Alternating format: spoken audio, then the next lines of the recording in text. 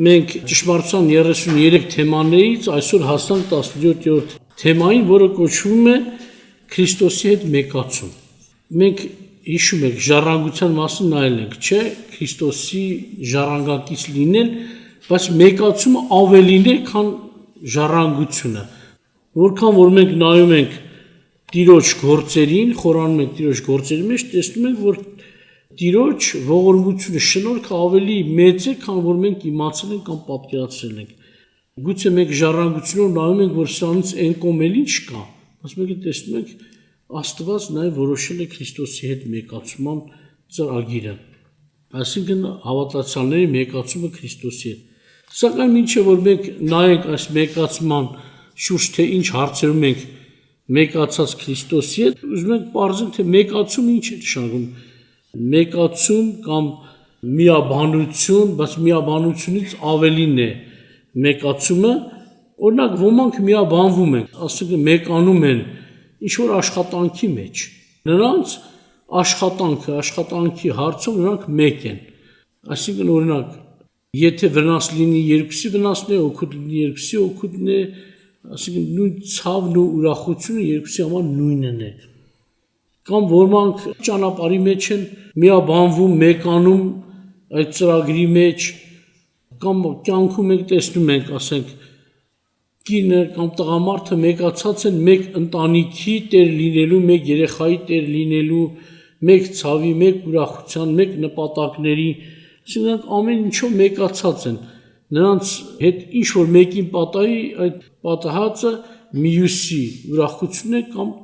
տխրությունն է։ Սակայն մենք պետք է նայենք Քրիստոսի հետ ինչով ենք մեկացած, ոչ թե մենք պետք է նոր որոշենք կամ ոչ թե մեզանից է, որ մենք մեկանանք, այլ Աստված արդեն որոշել է այդ ծրագիրը։ Դեռ ստեղծագործության սկզբից չէ, Աստված արդեն այդ մեկացման մասին խոսեց մեր պատկերով, մեր նմանության պես, եւ անգամ երբ որ մեղանչեց Ադամը, խոսքը այսպես է հնչում. Ադամը եղավ մեզանից մեկը, չէ՞, բայց դեռ չենք հասկանում ինչ է դա նշանակում, հետագայում Տերը մեզ բացում է դրա մասին։ Ուրեմն Սուրբ Գիրքը մենք տեսնում ենք Քրիստոսին շատ հարցերում մեկացնում է եկեղեցու հետ, իր ժողովրդի հետ, օրինակ Քրիստոսի եւ եկեղեցու մեկացումը նմանվում է ամուսինների մեկացման, այսինքն այս իմաստով։ Նրանք, ինչպես որ ասացի, մեկ ծրագրերի, մեկ ցավի, մեկ ուրախության, տրտմության տեր են։ Նրանց հաջողությունը եւ անհաջողությունը նույնն է։ Նորմալ ընտանիքի մասին է խոսքը, այսպես չի, որ օրինակ դժբախտություն պատահի կնոջը, մարդը ասի, դե ինձ չի պատահի, այդպես չի մտածում մարդը։ Նույն դժվարությունը իրենն է։ Նմանապես նույնը կնոջն է, եթե ամուսնուն է պատահում այդ թեկուզ ուրախություն լինի կամ տրտմություն լինի։ Կամ ուրիշ մեկ հատվածում Սուրբ Գիրքը Քրիստոսի եւ եկեղեցու նմանությունը, իրեն հավատացողների նմանությունը նմանեցնում է մի ծառի, ասում է ես եմ որդը եւ դուք ճյուղերն եք։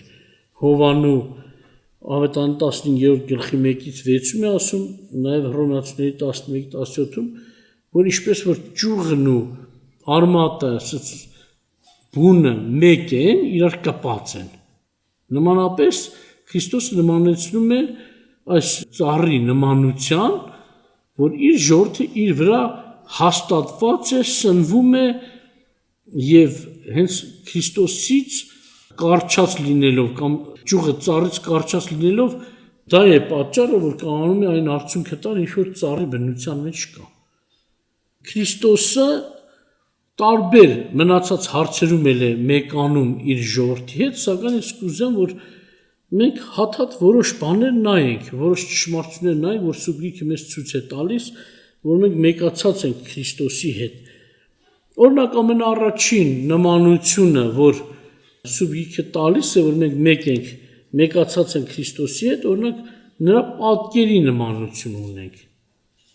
Աստված մեզ մեկացնում է Քրիստոսի հետ մեկ պատկերով,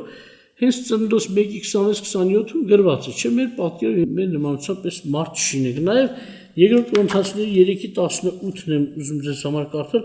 ասում է, բայց ամենքս բաց երեսով Տիրոջ փառքը ինչպես հայլու մեջ տեսնելով նույն պատկերի նման կերպարանափոխում ենք փառքից դեպի փառք, ինչպես թե Տիրոջ հոգուց է։ Ուրեմն ինչ է արվում, հիմա մենք որպես թե հայլու մեջ ենք նայում, բայց կերպարանափոխում ենք, նմանվում ենք վերջ փառքից փառք, մինչև որ ամբողջական նմանությունը ստանանք։ Այսինքն ինչու ասում հայլու մեջ, կարծես թե հիմա մարդը ամբողջովին չի հասցրել նմանվել։ Ծրագիրը արմատը կա, սակայն բնույթով, գործերով, խոսքով, մտքով, ուրիշտեղ ասում է Քրիստոսի միտքն ունեցեք։ Մենք պետք է կարողանանք հասնել այդ բարձրության, որ ամենաբարձր միտք ունենանք, ամենաճիշտը մտածենք, դրա համար ասում է փառքից դեպի փառք։ Կամ մեկ ուրիշ հատվածում Եբրայեցիների 2:14-ում ասում է, որովհետև մանկուկը արյուն եւ մարմնի մասնակից եղան, ինքն է շատ նման կերպով մասնակից եղավ նրանց, եւ որի մահով խափանե մահի իշխանություն ունեցողն, այսինքն սատանային, բայց առաջին մասն ենք նայում, այո, Քրիստոսը կերպարանակից եղավ, նրանց նման դարձավ, նրանց էլ իր նմանության մեջ է տանում։ Այսինքն մինչև չմտնի նրանց նմանության մեջ չի կարող տանել, չնայած հիմքը հենց սկիզբը Աստծո նմանությունն է մարդու վրա,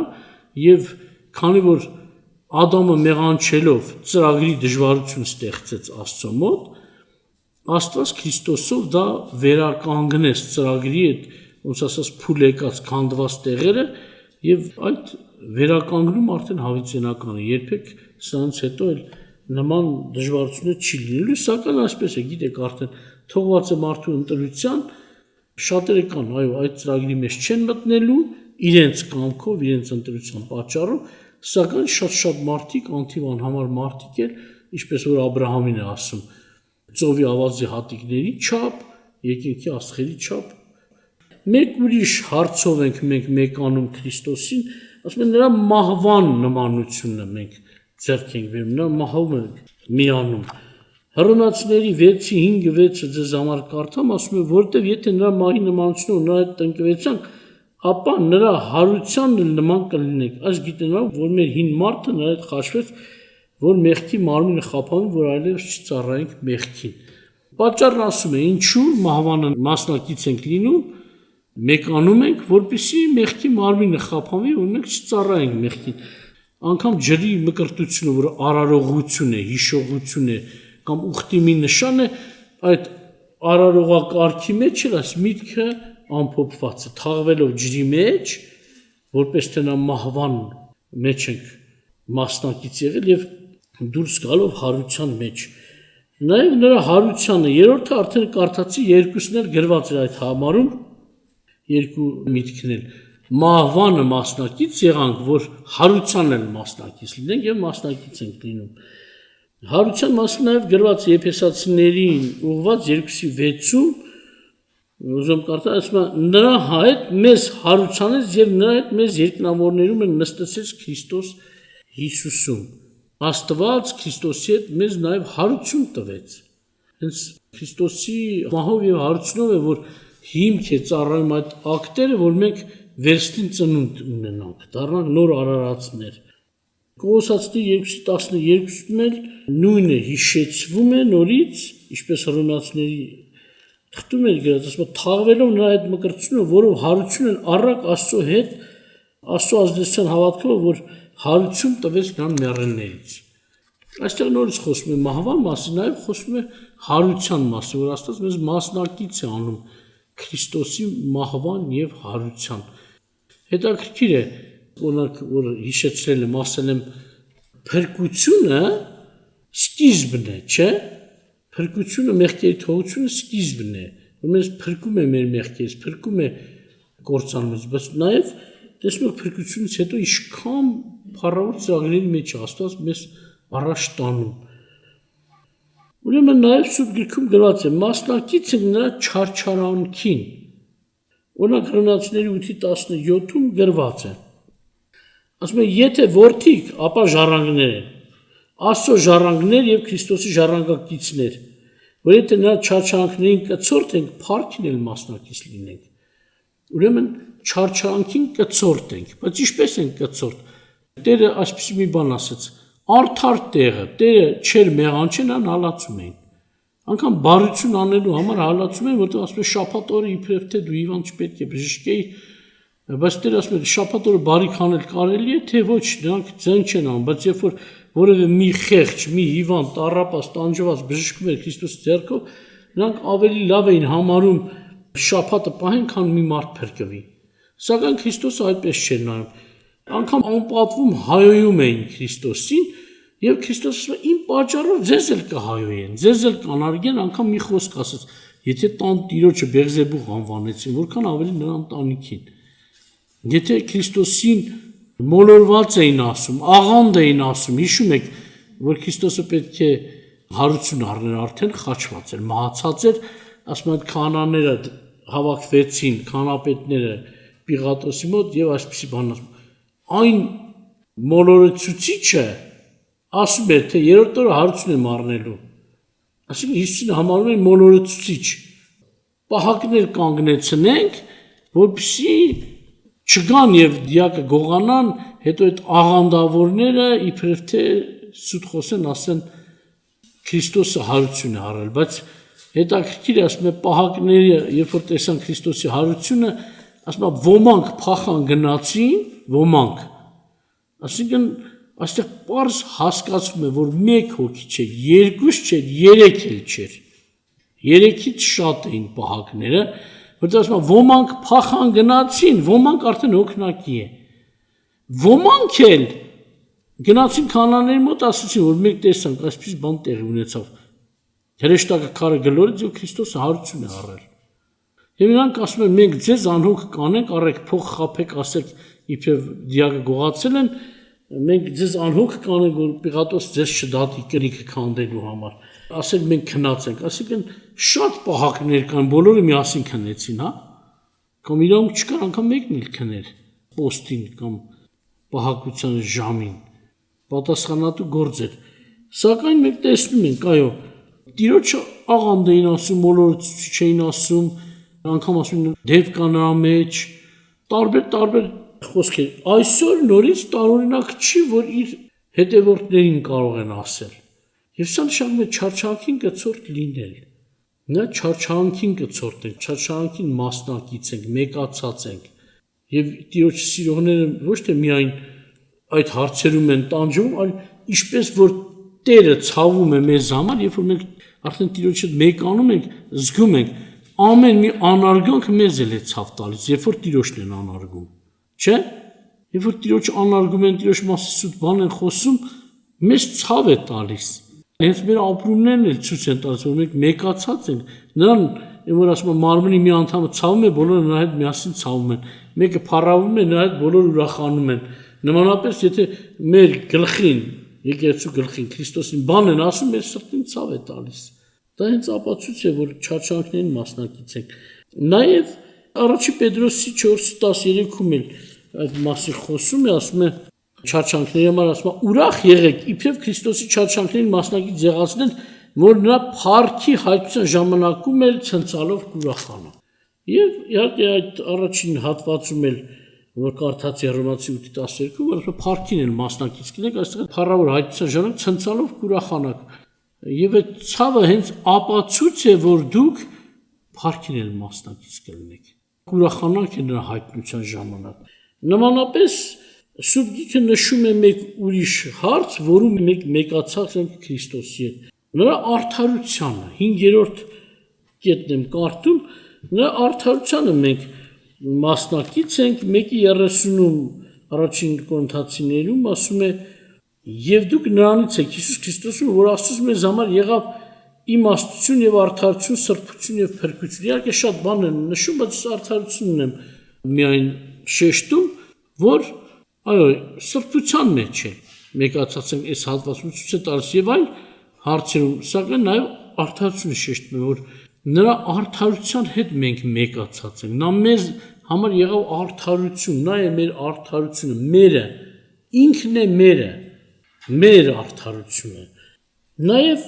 մենք հաղորդ ենք լինում, մեկանում ենք նա սուրբ բնության, հենց վերստին ծննդով մենք նրա բնությանը հաղորդ ենք լինում։ Հովանու 3:6-ում այսպես է գրված, ասում է մարմնից ծնվածը մարմին է, հոգուց ծնվածը հոգի է։ Մենք մի անգամ մարմնից ենք ծնվել, երկրորդ մեր ծնունդը վերստին ծնունդը կատարվել է հոգուց։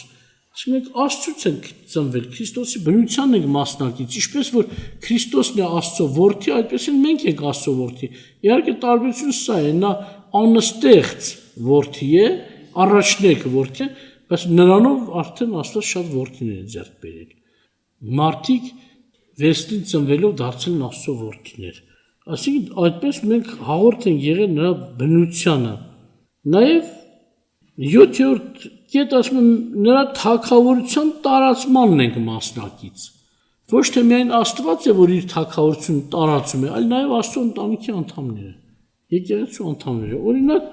կարդամ ձեզ համար Մատթեոս 28:19, որ ասում է գնացեք բոլոր ազգերը աշակերտեցեք, չէ՞։ Եվ շարունակում է իհարկե,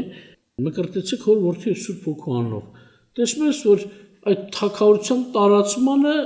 Տերը մասնակցանում իր մարմինը, եկեղեցին։ Նա կարող է չանել, բայց ծրագիրը այդպես է, բայց եթե ծրագիրը այդպես չլեր, առանց մեզ էլ կարող էր իր թագավորությունը տարածել, հրեշտակների միջոցով կամ ուրիշ մի կերպ։ Սակայն Տերը այդ բարի գործին էլ մեզ մեկացրել է իր հետ, այս աշխատանքում։ Ասացինք, չէ, շատերը միաբանում են աշխատանքի մեջ, մեկանում են աշխատանքի մեջ։ Քրիստոսը մեզ մեկացնում է այս աշխատանքում նաև։ Դրա համար սա էլ է կարևոր, որ դուք նայեք, դուք որքանով եք մասնակից ավետարանի տարածմանը։ Առաջին թուղթ Պետրոս 2:9-ում էլ գրված ասում է. բայց դուք ընտիր ազգ եք, թագավորական քանածություն, սուրբ ազգ, սեփական ժողովուրդ, որ քարոզեք նրա առաքինությունները, որ ձեզ խավարից կանչեց իր զարմանալի լույսի մեջ։ Տեսնում եք, որ քարոզեք կամ վկայեք օրհնություն, թե ձեզ ինչպես խավարից կանչեց իր զարմանալի լույսի մեջ։ Հետաքրքիր է, թեկուզ եթե մեկը ականջունի լսելու, թեկուզ դու նստես պատմես, որ Աստված մեզ կանչել է ժառանգորդ լինելու, մեզ կանչել է օրինակ Քրիստոսի հետ մեկացման, մեզ կանչել է Քրիստոսի փառքին մասնակից լինելու եւ այլն։ Դու կարող ես վկայել քո օրհնությունները նաեւ մարդկանց։ Պարտադիր չի վարդապետությունը արվի, վարդապետությունը այն մարդը պետք է անի, ում տրված է։ Սակայն ամեն մարդ իրավունք ունի իր վկայությունը շրջապատում տալու, թե ինքը ով էր, ով դարձավ, ում հաշվին եւ ինչ ապագայի սպասում ունի, հույս ունի, իր հույսը պատմի ժողովրդներին։ Նորից մեկ ուրիշ հատված, որ մեկացման մեջ է մտցրված, ժառանգությունը, իհարկե որդեգրության ժամանակ ասվել է, մեկ համար նորից կարդում եմ 8:17-ում հռոմեացիների գրված նամակում ասում է, որ եթե որդիկ, ապա ժառանգորդներ, Աստծո ժառանգորդներ եւ Քրիստոսի ժառանգակիցներ։ Իհարկե շարունակում է, բայց այստեղ ցույց է տալիս։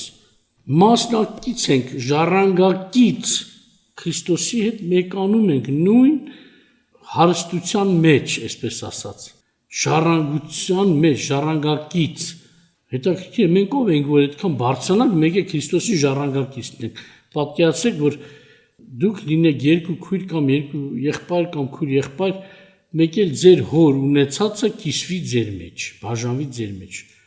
Ժառանգակից եք դուք։ Ինչ որ ունի, հայրը, մայրը ձեզ բաժանում են, հա, այդպես օրինակ։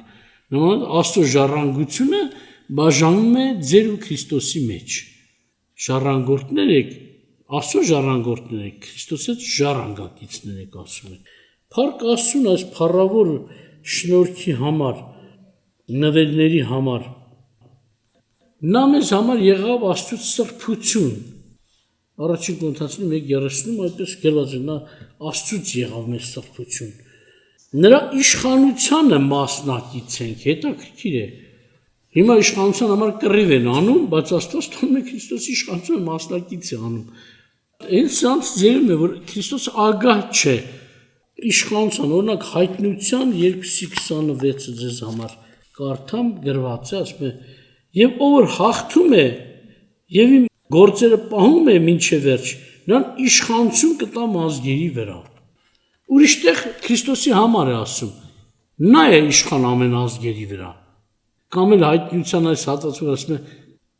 որ ծնվեց, որ երկաթե գավազանը պետք է իշխեր ազգերի վրա, ժողովրդների վրա, չէ։ Եվ այստեղ Քրիստոսը նույն իր իշխանությունը բաժանում է իր ժողովրդի հետ, ասում է, որ հաղթե նրան իշխանություն կտամ ազգերի վրա։ Այսինքն մասնակից է անում, Մեկացնում այդ իշխանության մեջ էլ, այդ գործում են Տերը։ 3:21-ում էլ նորից գրված է հայտնության ասում է. «Որ հաղթում է, կտամ նրան, որ ինձ հետ նստի իմ աթոռի վրա, ինչպես ես էլ հաղթեցի եւ նստեցի իմ հոր հետ նրա աթոռի վրա»։ Այսինքն իշխանության աթոռի մասին է խոսքը, հենց սովորական աթոռների մասին չէ։ Որ հաղթի նրան իշխանություն կտամ իմ աթոռին նստելու։ Կտամ, որ նա ինձ հետ նստի իմ իշխանության աթոռին։ Զարմանալի է, չէ՞ նրա առատաձեռնությունը, ողորմությունը։ Փառք Աստծուն այս օրհնությունների համար։ Նաև վերջում մեկ հատված կարդամ, իհարկե գրված է, որ ասում Աստված մեզ կանչել է Քրիստոսի փառքին մասնակից լինելու։ Օրինակ Հովհաննես 17:22-ում այն փառքը, որ ինձ տվի, ես նրանց տվի, որ մեզ հետ մեկ լինեն, ասում մեկացած լինեն ինձ հետ, քեզ հետ, ինչպես որ մենք մեկ ենք։ Երկրորդ Թեսաղոնիկացիների 2:13 խոսքում ասում է Աստված մեզ կանչեց ավետարանով մեր Տեր Հիսուս Քրիստոսի փառքը ստանալու համար։ Նախորդ համարներում կարդացինք, որ չարչանքին մասնակից էլ փառքին էլ մասնակից կլինեք։ Փառքը ժառանգելու եւ նման շատ օրհնություններ կան,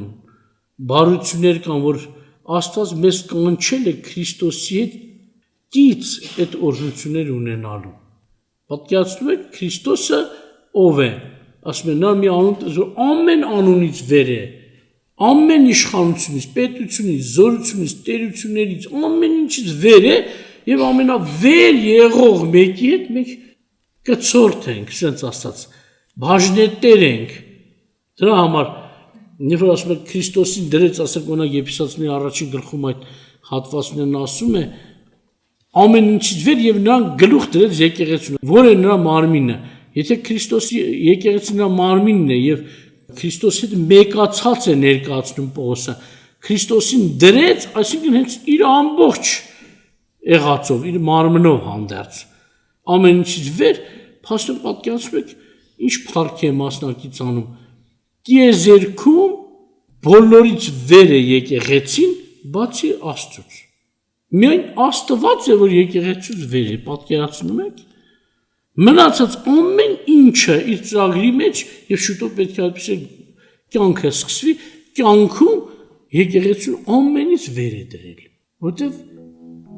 մասնակից է արել, մեկացրել է Քրիստոսի հետ, ամենավեր եղողի հետ, բարձրյալ Աստծո որդու հետ։